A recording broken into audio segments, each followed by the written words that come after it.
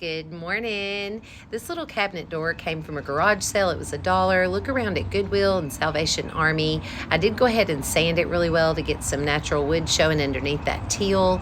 And then I'll take my folk art chalk paint in Java and a little palette tool and spread some of this brown around in some different spots. I do want to have a layered look to this project, so I didn't want to cover up all of the natural wood or the teal. Once I was happy with that, I hit it with the blow dryer to get it nice and dry. And then I'll take a little soft candle and rub this candle wax all over the surface of the door, especially getting some of those natural wood spots and making sure that there's some wax all over each color. Then I used my folk art chalk paint in the color Milk Jug. And I did apply 2 coats of this color all over the top. It can make it a little bit hard to chippy it if you put more than 1 coat on, but I did want to cover up that teal. Then I took my little paint scraper and I went ahead and scraped really, really well to get that good chippy look. And I am going to turn my board and scrape it in the opposite direction as well. This just allows me to have a little bit more of a natural look to my chippy. I think it turned out so yummy. Sometimes you have to get in there and add a little bit of pressure, but it does roll off and chip up real well. You just need to kind of work with it for a minute until you get the look that you're going for. You can see how yummy that looks. Then I've got a couple of little stamps. I'm loading up a little piece of sponge with my folk art Java once again, and this is just a letter stamp, and I'm stamping this letter pattern all over in just some different random spots on my cabinet door. And then I'll also load up the rose stamp. These both came from Amazon, and I applied that in some random places just like I did the letter stamp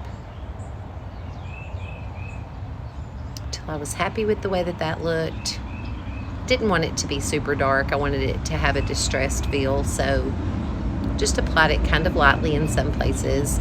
Then I'll take my joint compound and I added a little bit to this plate, and then I'll use my folk art chalk paint in the color Cottage White. It's a little bit lighter than that Milk Jug.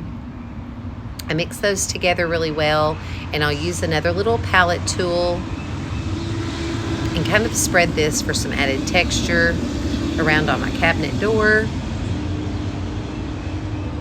This just gives me another layer of texture and color, and I really love how old and yummy it made this look. I did kind of go over those stamped places as well. I wanted them to kind of peek through and not look so stamped and make it look a little bit older. Then I'm using this Tim Holtz Crackle paste. This is the opaque one, and I'll use that little palette tool once again, and I just kind of spread it around in some random spots, just a little thin layer so I could get some crackled places. It's going to give me all different kinds of yummy texture and layers and chippy and crackle. Looks so good. This is one of my very favorite projects to date. I'm just going to tell y'all everything about this is everything that I love.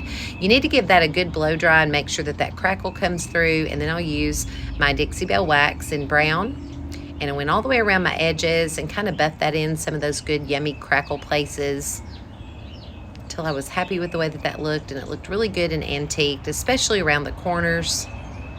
Any place that you want. This is a step that could be left off if that's not the look you like. Then I've got this little cast iron knob that's on a little back plate, and I'm going to screw that into the side where the old knob would have been. And I really love the way it turned out. You can see all of those layers of color and the chippiness and the little stamp prints. I just think it looks so pretty. I hope it gives you some inspiration. I hope you'll look around for some old cabinet doors and make them your own style and your own color and use all of the things that you like. I hope y'all have a wonderful day, and I will see you later. Bye.